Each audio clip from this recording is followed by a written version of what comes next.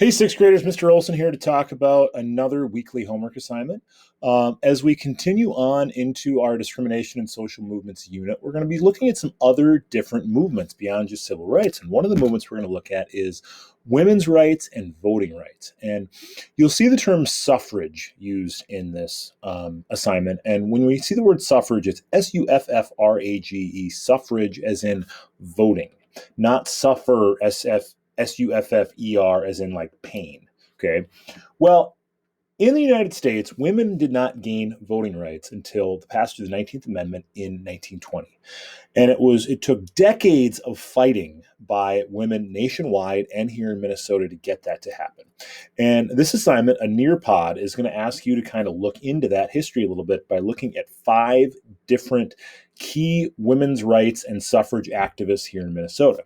And for this, I took some material from a website put together by an organization called League of Women Voters to commemorate the 100th anniversary of the passage of the 19th Amendment last year. And so when you open up the Nearpod, you'll go into the assignment. It'll be called Women of Action is what I'm calling it, Women of Action Nearpod. And when you see it, you'll open it, you'll put in your info like you always do, your name and such. And then you'll start on each page with audio or with a visual. There is audio, some narration from me, and then I do some reading out loud, so you can have the audio of the reading if that's helpful to you as well. But so on the first page, I just do a little intro here. The 19th Amendment to the U.S.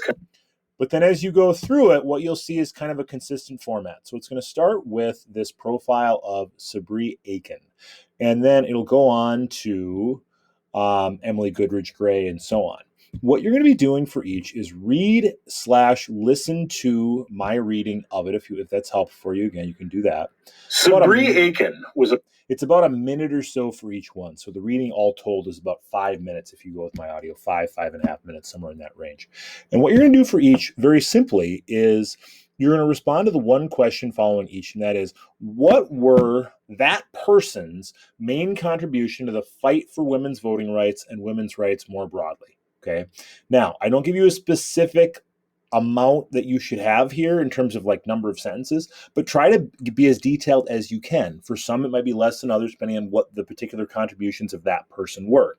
So you'll see that same question basically come up with the name change after each one. So what were Sabree Aiken's main contributions? What were Emily Goodrich Gray's contributions, etc.? And then at the end, you're going to have a multiple choice slide. And the multiple choice slide asks you to think about what you've just looked at.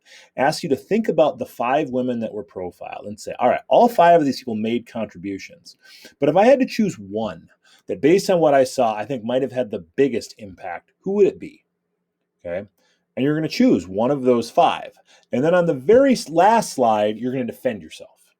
You're going to explain what your reasoning is. And again, I'm not going to give you a specific length here. This last response definitely should be complete sentences, but be as detailed and specific as you can be to defend your reasoning. So if you chose Charlotte Van Cleve, for example, that's fine. If you chose Julia B. Nelson, that's fine. But just state your reasoning on this last slide.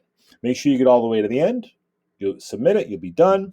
This is going out the morning of Monday, May 17th at 8 a.m. It is due Monday, May 24th at 8 a.m. I will be available in office hours as always on Wednesday if you have any questions. That is it. Good luck.